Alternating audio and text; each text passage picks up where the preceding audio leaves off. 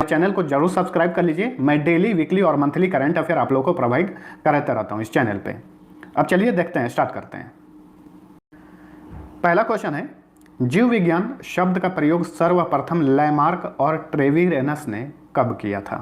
1801 ईस्वी में किया था। इन दोनों का नाम याद रखिए, लैमार्क और ट्रेविरेनस ने। दूसरा क्वेश्चन है, जीव विज्ञान में मधुमक्खी पालन के अध्ययन को क्या कहते हैं? मधुमक्खी के पालन के अध्ययन को एपीकल्चर बोलते हैं। कवक को अध्ययन को क्या कहते हैं? कवक के अध्ययन को माइकोलॉजी बोलते हैं। कवक को फंगस बोलते हैं। कीटों के अध्ययन को क्या कहते हैं? इंजेक्ट्स एंटोमोलॉजी बोलते हैं। पक्षियों का अध्ययन क्या कहलाता है? पक्षियों का अध्ययन कहलाता है ऑर्निथोलॉजी। फलों के अध्ययन को क्या कहते हैं? फलों के अध्ययन को पोमोलॉजी कहा जाता है। शैवालों के अध्ययन को क्या कहा जाता है? फाइकोलॉजी। रेशम कीट पालन का अध्ययन क्या कहलाता है? सेरीकल्चर। फूलों का अध्ययन क्या कहलाता है?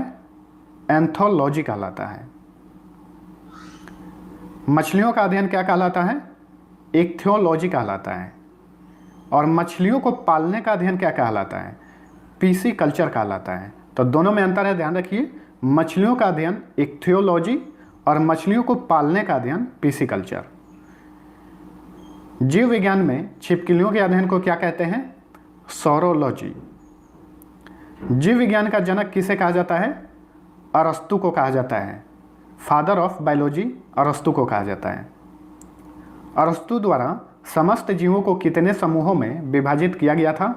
2 समूहों में इन्होंने विभाजित किया था, जंतु समूह तथा वनस्पति समूह। सिस्टमा नेचुरे नामक पुस्तक किसने लिखी है? कैरोलस लिनियस ने लिखी है। कैरोलस लिनियस ने जीवधारियों को कितने जगतों में विभाजित किया था? जंतु जगत तथा पादप जगत।